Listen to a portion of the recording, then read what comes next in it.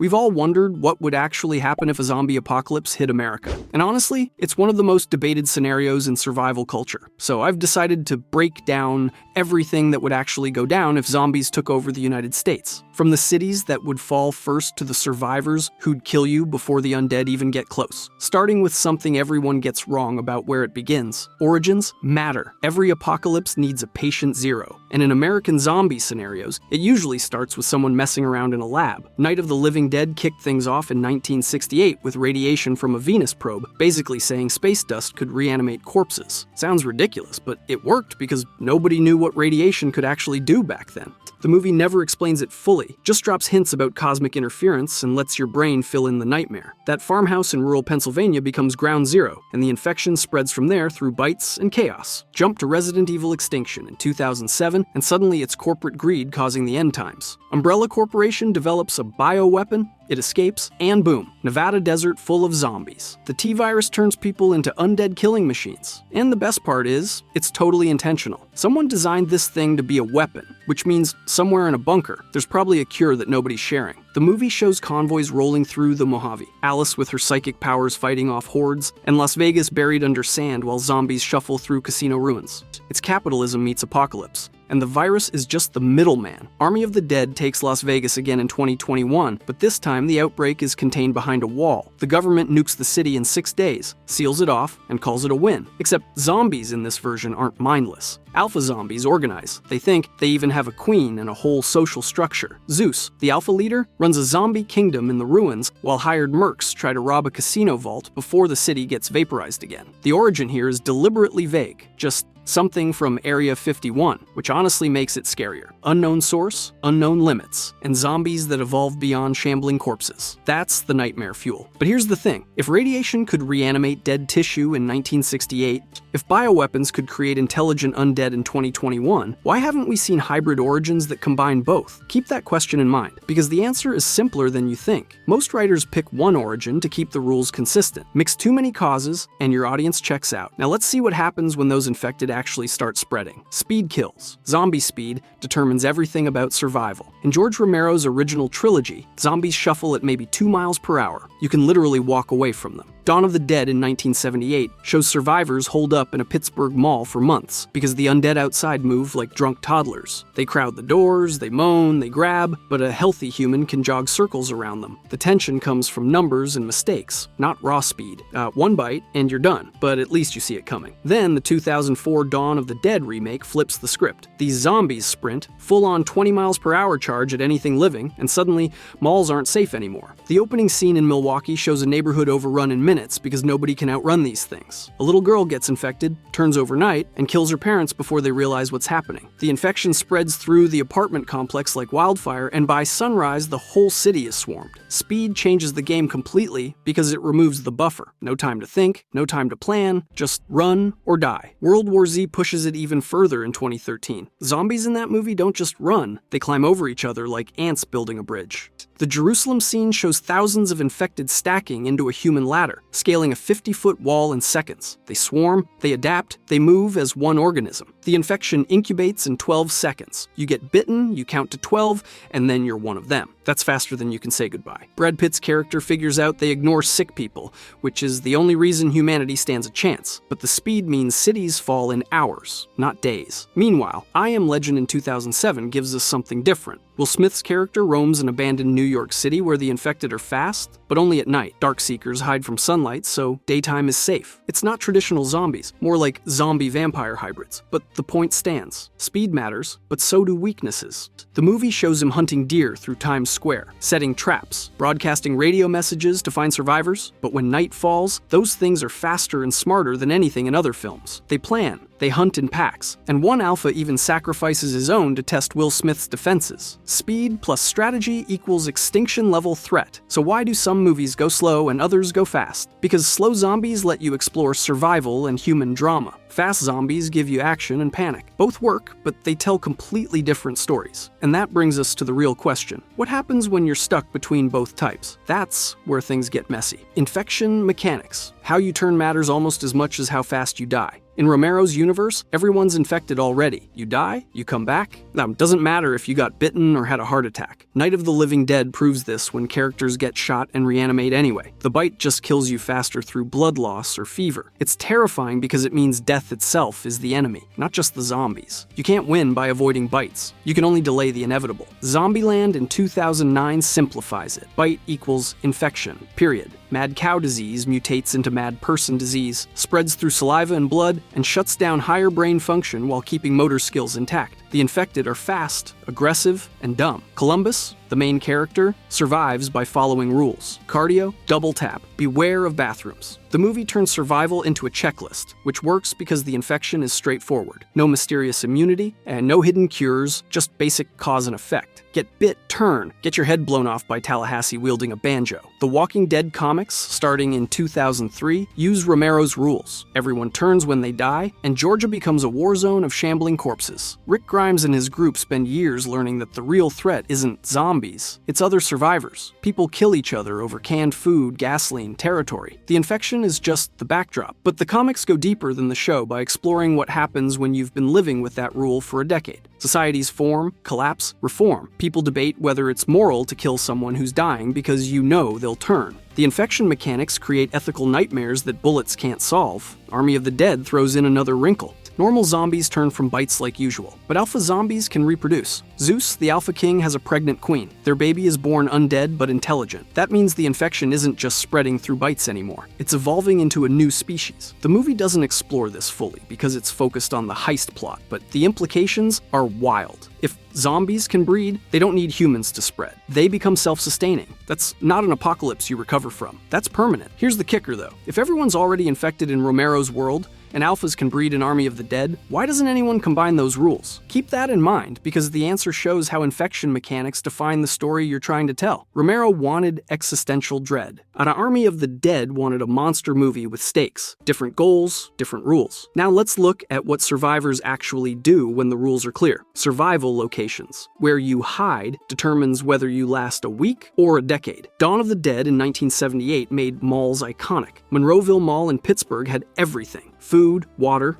generators, guns from the sporting goods store, even a helicopter pad on the roof. 4 survivors barricade themselves inside, clear out the zombies, and basically live like kings for months. The satire writes itself. Zombies shuffle past mannequins in store windows, stumbling through consumerism even in death. But malls have a fatal flaw. They're public. Eventually, bikers break in looking for supplies, and everything falls apart. The location is perfect until other humans ruin it. I Am Legend uses New York City as a fortress of one. Will Smith's character fortifies his brownstone, boards up windows, sets traps, and farms vegetables in Central Park. The whole island is empty except for Darkseekers, so he's got free reign during daylight. He scavenges from abandoned stores, works on a cure in his basement lab, and talks to mannequins to stay sane. The loneliness is the real horror. 3 years alone in a city that used to have 8 million people. The location works because it's isolated and resource-rich, but isolation breaks you mentally. When he finally finds other survivors, he barely remembers how to interact with humans. Zombieland goes the opposite direction. No permanent base. Keep moving. Columbus, Tallahassee, Wichita, and Little Rock road trip across America hitting different spots. Bill Murray's mansion in Beverly Hills, Pacific Playland Amusement Park. They're nomads scavenging gas stations and grocery stores, sleeping in different beds every night. It works because they're always ahead of zombie hordes. The downside is, you can't stockpile resources. Everything you own fits in a car. One breakdown and you're stranded. But the movie treats it like an adventure, because comedy doesn't care about long-term logistics. Day of the Dead in 1985 goes underground. Florida bunker filled with scientists and soldiers, completely sealed from the surface. They've got food, power, and zombie test subjects for experiments, but cabin fever kicks in fast. The military hates the scientists hate the military, and everyone's losing their minds after months underground. The location is technically perfect. Zombies can't get in, but human conflict destroys it from the inside. A soldier goes rogue, opens the elevator to the surface, and zombies flood the base. Everyone dies. The bunker was safe until people made it dangerous. So here's the pattern. Malls are great until raiders show up. Cities work if you're alone, but destroy your sanity. Moving avoids hordes, but leaves you vulnerable. Bunkers keep you safe, but turn into prisons. No location is perfect because every fortress eventually becomes a tomb. That's the core of zombie survival. Physics might save you, but psychology will kill you. And speaking of psychology, let's talk about what actually kills most survivors. Human threats. Zombies are the catalyst, not the main villain. Dawn of the Dead proves this when bikers raid the mall. The survivors spent months fighting undead, building a paradise, and then living humans wreck it in one afternoon. The bikers don't even need the supplies. They're just bored and violent. They let zombies flood in for fun, and by the time they realize their mistake, everyone's infected or dead. The movie's message is clear. Zombies are predictable, people aren't. The Walking Dead comics hammer this home over 193 issues. Rick's group faces more human villains than zombie threats. The governor tortures people in Woodbury, uses walkers as entertainment. Negan and the Saviors run a protection racket, beating people to death with barbed wire bats. The Whisperers wear zombie skin and live among the dead, killing anyone who gets close. Every arc involves humans being worse than the undead. Zombies just eat you. People enslave you, manipulate you, betray you. The apocalypse strips away civilization, and what's left is tribalism and cruelty. World War Z, the book, written in 2006, dedicates entire chapters to human conflict during the outbreak. The US government collapses because politicians prioritize optics over action. The military initially loses battles because brass refuses to adapt tactics. Civilians form militias that kill as many uninfected as infected. One chapter describes a celebrity hiding in his mansion while his security guards abandon him. Another shows corporate executives hoarding resources while cities burn. The zombies are just the disaster. Humans create the tragedy through selfishness and incompetence. Zombieland keeps it lighter but still shows the cracks. Tallahassee and Columbus nearly kill each other over a Twinkie. Wichita and Little Rock con the guys multiple times. I'm stealing their guns and car. Trust is temporary. Alliances are transactional. Everyone's one bad day away from shooting their partner over a can of soup. The movie plays it for laughs, but the subtext is dark. In an apocalypse, your biggest threat is the person next to you. Army of the Dead makes it explicit. The heist crew falls apart because everyone has conflicting goals. Tanaka wants his money. Maria wants revenge. Martin sabotages the team for a secret employer. They're surrounded by intelligent zombies, on a clock before a nuke drops, and they still backstab each other. The movie ends with almost everyone dead, not because Zeus killed them, but because they couldn't stop screwing each other over. So why does every zombie story end with humans as the real monsters? Because zombies are simple. They're a force of nature. Hurricanes don't negotiate. But humans have motives, fears, and the ability to lie. That makes them infinitely more dangerous. And that's the part nobody likes to admit when they fantasize about surviving the apocalypse. You're not just fighting zombies. You're fighting your neighbors, your friends, maybe even your family. Now let's talk about the groups that actually form when people stop pretending to cooperate. Factions form. When society collapses, people cluster. Dawn of the Dead shows a proto-faction in the mall. 4 survivors with different skills: a SWAT officer, a traffic reporter, a salesman, and another cop. They vote on decisions, divide labor, and actually function until outsiders arrive. It's democracy on a microscopic scale, and it works because the group is small. Add more people, and you need hierarchy. Rules. Bonwu enforcement. That's when factions become governments. Day of the Dead presents military versus science. Captain Rhodes leads soldiers who want to abandon the bunker and find survivors. Dr. Logan wants to train zombies, prove they can be domesticated. The conflict is ideology. Rhodes sees zombies as enemies to exterminate. Logan sees them as specimens to study. Neither side budges and the bunker becomes a powder keg. When Rhodes executes scientists for insubordination, the entire operation implodes. The faction was doomed because it tried to serve 2 masters. The Walking Dead comics create full societies. The Saviors under Negan run a feudal system. They protect communities in exchange for half their supplies. It's extortion dressed as governance, but it works because people are terrified of the alternative. Negan enforces rules with public executions, keeping everyone in line through fear. Then there's the Commonwealth, a network of settlements with actual laws, currency, and social classes. Rich people live in mansions. Poor people work jobs. It's pre-apocalypse society rebuilt, except with armed guards shooting zombies at the gates. The comics ask whether recreating old systems is progress or just repeating mistakes. World War Z, the book, goes global with factions. The US government retreats behind the Rocky Mountains, abandoning the coasts. Cuba becomes a capitalist haven. North Korea just disappears underground. Nobody knows what happened. Israel walls off its borders. Each faction adapts differently based on geography and culture. America eventually wins through total war, literally lining up soldiers from Canada to Mexico and marching east, exterminating every zombie in their path. It takes years, millions of casualties, but the faction rebuilds through sheer industrial might. Army of the Dead hints at factions but doesn't explore them. You've got the military blockade around Vegas, refugees in camps outside the wall, and presumably other settlements elsewhere. The movie focuses on a small crew, so we don't see larger politics. But the setup is there. If zombies are contained, what what happens to the people left outside? Do they get aid or are they abandoned? The movie doesn't answer, but the question hangs over every scene. Here's the through line. Factions start small and expand.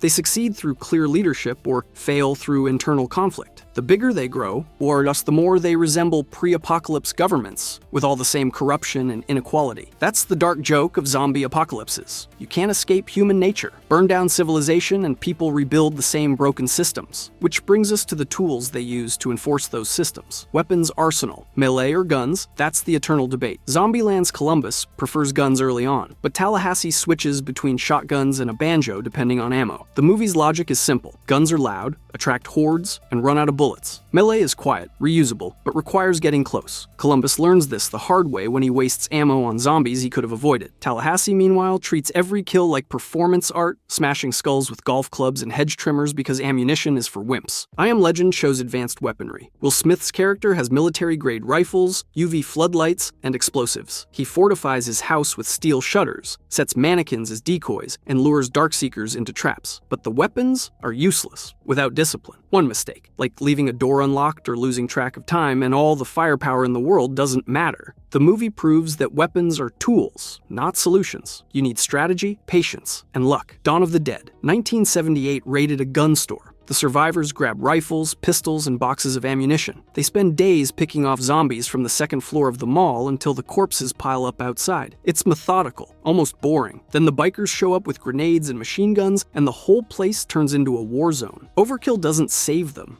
Escalation just attracts more zombies. The movie's thesis is clear. More guns, more problems. Day of the Dead gives us the other extreme. Limited ammo in a bunker full of soldiers. Captain Rhodes rations bullets like gold. When zombies breach the facility, the soldiers have maybe 10 rounds each. They miss shots, panic, die screaming. Meanwhile, Dr. Logan tries to train a zombie named Bub to use a gun. It actually works. Bub learns to salute, listen to music, and eventually fires a pistol at Rhodes. The irony is brutal. The dead learn to use human weapons while the living waste theirs. Army of the Dead goes full video game. Saw blade launcher, mounted turrets. Zeus wields a makeshift mace. The crew brings tactical gear, assault rifles, and explosives for a vault heist in zombie-infested Vegas. But the best weapon in the movie is knowledge. Kate, the helicopter pilot's daughter, saves herself by understanding zombie behavior. She avoids the Alpha's territory, doesn't trigger the Queen, and survives longer than people with bigger guns. The movie says weapons help, but awareness keeps you alive. So what's the answer? Melee for stealth, guns for emergencies, and brains for long-term survival. But every weapon fails eventually because zombies don't need guns. They just need numbers. That's the advantage they have. And that's why survivors don't win by shooting. They win by adapting faster than the undead evolve. Speaking of evolution,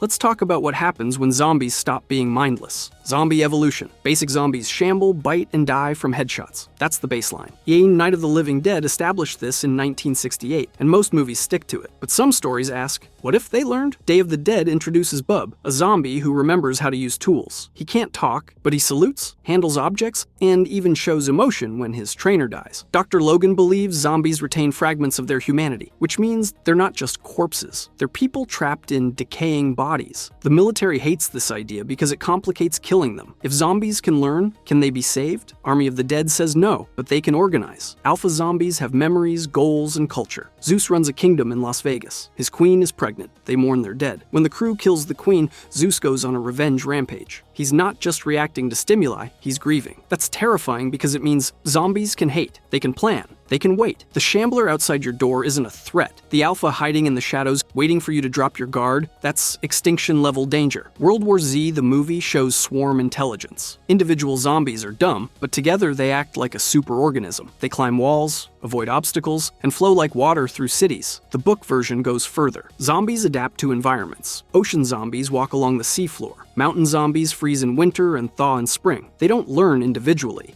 but evolution selects for zombies that survive. Over years, you end up with specialized variants optimized for different terrains. That's not intelligence. That's natural selection accelerated by billions of test subjects. I Am Legend asks whether zombies can regain humanity. The Darkseekers are infected humans, not undead corpses. They hunt, but they also build nests and protect their young. When Will Smith captures one for testing, the Alpha leads a rescue mission. He sacrifices members of his pack to spring a trap, That's not mindless behavior. That's tactics. The movie ends ambiguously. Maybe they're just predators, maybe they're the next stage of human evolution. Either way, they're replacing us. Here's the nightmare scenario. If zombies in Day of the Dead can learn, and zombies in Army of the Dead can breed, and zombies in World War Z can adapt, what happens when you combine those traits? You get a species that's smarter, faster reproducing, and better suited to survival than humans. That's not an apocalypse. That's an extinction event. And the terrifying part is, some stories hint that we're already watching it happen. Now let's talk about what that means for America specifically. Geography matters. America's size is both a blessing and a curse. Night of the Living Dead hits rural Pennsylvania first, where farms are miles apart. The infection spreads slowly because there's nobody to bite. Cities are different. World War Z starts in Philadelphia, and within hours, the entire metropolitan area is overrun. High-rises become vertical tombs. Subways turn into feeding tunnels. Highways gridlock with people trying to flee. And that's when the real dying starts. You're stuck in traffic, zombies walking between cars, and there's nowhere to go. Geography determines whether you escape or become a statistic. The West Coast falls differently. Army of the Dead quarantines Las Vegas,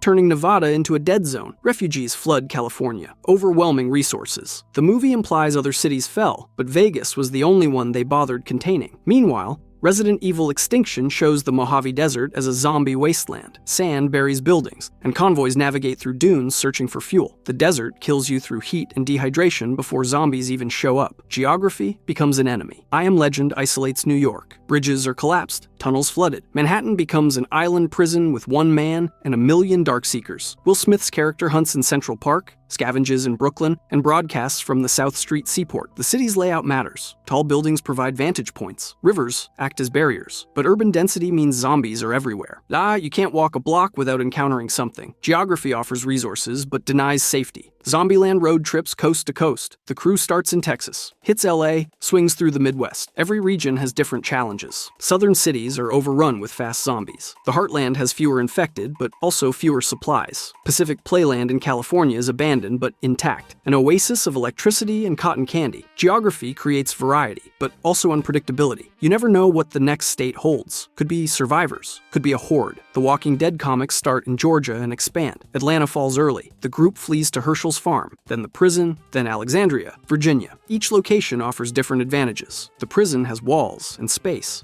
Alexandria has solar panels and running water, but the farther north they go, the colder winters get. Zombies freeze, which is good. So do crops, which is bad. Geography shapes everything from food to tactics. So here's the breakdown. Dense cities die fast, but have resources. Rural areas survive longer, but starve eventually. Deserts kill you before zombies do. Islands trap you with the infected. Every region has trade-offs. The survivors who last are the ones who read the map and move before geography turns against them. But moving requires fuel, and fuel runs out, which brings us to the resource crunch that kills more people than bites. Resource collapse. Gasoline goes first. Zombieland shows abandoned gas stations everywhere. Pumps dry or destroyed. Cars litter highways, drained and useless. The crew hotwires trucks, siphons tanks, and stretches every gallon. But petroleum has a shelf life. After a year, it degrades. After 5, it's sludge. No refineries running means no fresh supply. Eventually, everyone's walking. That changes mobility completely. You can't outrun hordes on foot. You can't haul supplies. Geography expands because every mile takes an hour. Gas isn't just convenience, it's survival. Food is next. Dawn of the Dead. 1978 raided the mall's grocery store. Canned goods, dried pasta, frozen meals. Survivors eat like kings for months, but freezers need power, and generators need fuel. When the power dies, so does the cold storage. They're left with cans and boxes. The movie doesn't show it, but eventually the mall runs dry. Then what? Farming takes seasons. Hunting requires knowledge most people don't have. Scavenging works until every store is looted.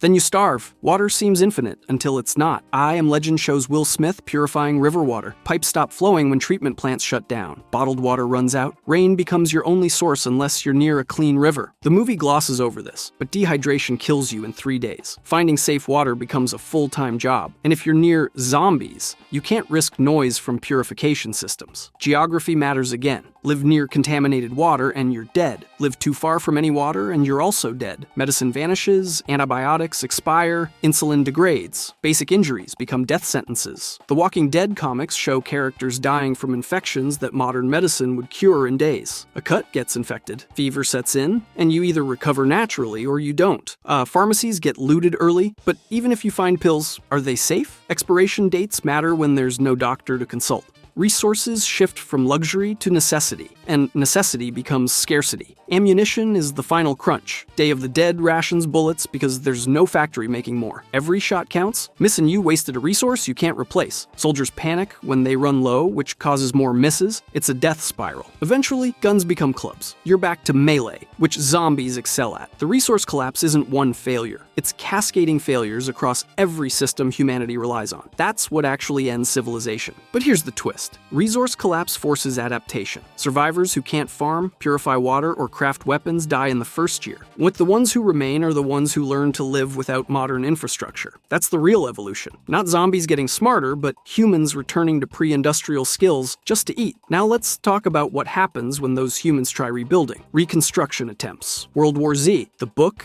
nails this. After the military clears zombies from North America, the government shifts to reconstruction. They bulldoze cities, burning corpses in mass graves. Factories retool to produce food and basic goods. Suburban neighborhoods become farmland. The population drops from 300 million to a fraction of that, but the survivors rebuild systematically. It takes decades. The book ends with America recovering but fundamentally changed. Cities are smaller, denser, fortified. Society values labor over wealth. Nah, it's not the old world. It's something new shaped by trauma. The Walking Dead comics show reconstruction through communities. Alexandria starts as a walled suburb with solar power and crops. They grow, absorb other groups, and form trade networks. The Commonwealth goes further, rebuilding a mini-nation with laws, currency, and elections. But every attempt at reconstruction faces the same problem: trust. Groups merge, then fracture. Leaders get overthrown. Ideologies clash. The comics suggest reconstruction is possible, but fragile. One bad leader or one crisis can unravel years of progress. Army of the Dead presents the opposite. Las Vegas stays dead. The government doesn't rebuild. They wall it off, contain the threat, and move on. Reconstruction doesn't happen because it's not worth the cost.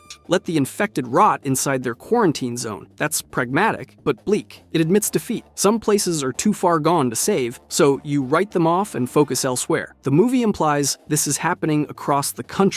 Triage applied to entire cities. I Am Legend shows solo reconstruction. Will Smith's character tries to cure the infection, reverse the apocalypse single-handedly. He fails repeatedly, wasting years on experiments that go nowhere. But he doesn't stop because stopping means accepting that humanity is done. The movie ends with him realizing the Darkseekers are the new dominant species. Reconstruction isn't possible when you're the last human. You're not rebuilding, you're documenting the end. Day of the Dead offers the darkest take. The bunker survivors argue constantly about what comes next. The military wants to leave, find other people, start over. The scientists want to stay, solve the zombie problem, then rebuild. Neither side wins. The zombies kill everyone except 2 survivors who fly to an island. There's no reconstruction, just escape. The movie says maybe some places can't be saved. Maybe the best you can do is survive somewhere else and hope the past stays buried. So reconstruction depends on resources, cooperation, and scale. Small communities can rebuild locally. Nations can rebuild if they have the population and infrastructure, but every attempt risks collapse from internal conflict or external threats. The apocalypse doesn't end when the zombies die. It ends when people stop fighting each other long enough to plant crops and make peace. That could take generations. Now let's talk about the one thing every zombie scenario avoids discussing. What happens to the zombies after humanity's gone? Zombie lifespan. Zombies rot.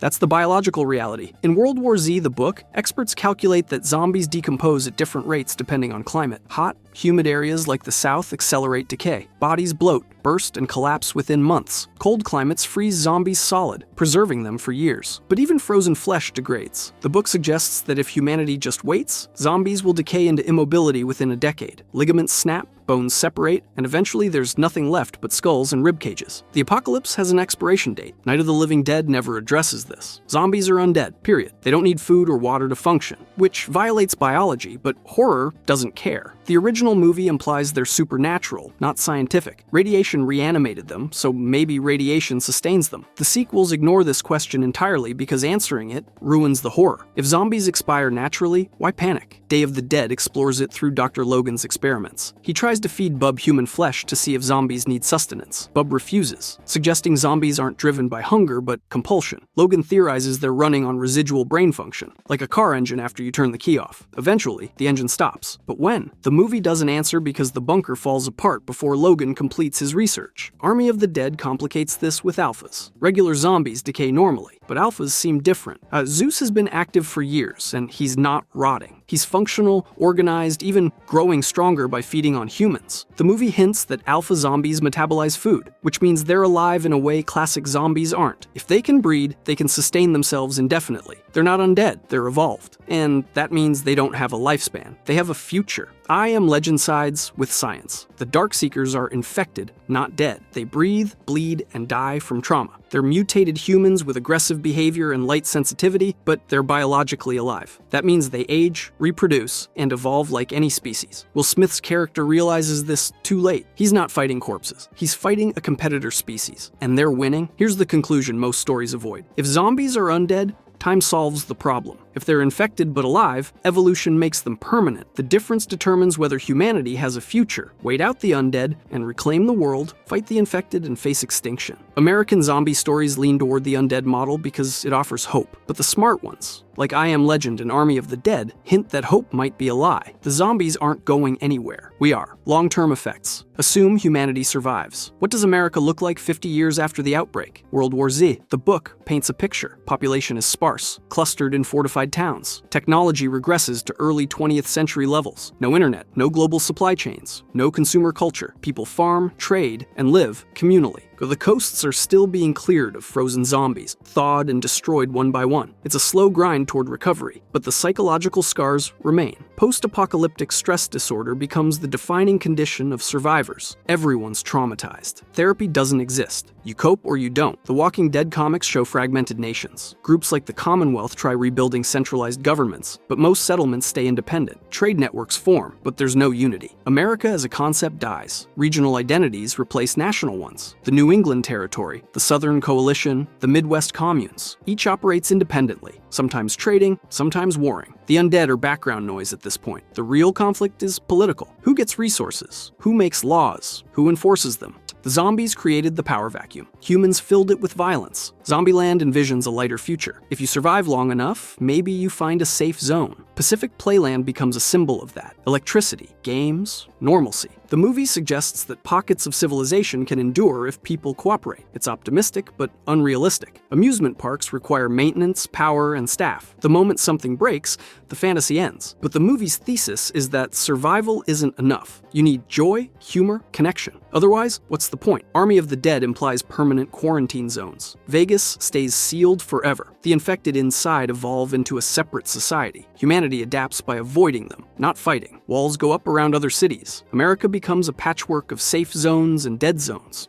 Yana's long-term, this creates a divided species. Humans inside walls, infected outside. Do they stay separated forever? Does one side eventually win? The movie doesn't care. It ends with a sequel hook showing infected spreading to Mexico, implying the quarantine failed anyway. I Am Legend offers the bleakest long-term effect, humanity's irrelevance. The Darkseekers inherit the Earth. They're stronger, faster, adapted to the new world. Will Smith's character becomes a legend to them, a monster who hunted them at night. The irony is perfect. Humans told zombie stories to warn about losing civilization. Then the story became real, and humans became the villains in someone else's legend. The long-term effect isn't recovery. It's replacement. So where does that leave us? America survives in fragments, or it doesn't survive at all. Ya'as, the undead either decay and die, or they evolve and thrive. Reconstruction happens locally, never nationally. The long-term effect of a zombie apocalypse starting in America is the end of America as a concept. States, cities, and people endure. But the unified nation, the superpower, the dream of manifest destiny, all of that ends the day the first person turns. What rises from the ashes might call itself America, but it won't be the same. It can't be, because the apocalypse doesn't just kill people. It kills the idea that civilization is permanent, and once you learn that, you can't unlearn it. Everything that comes after is built on the understanding that it could all collapse again tomorrow. If you enjoyed this video and want to see everything people get wrong about The Last of Us, click the video on the screen.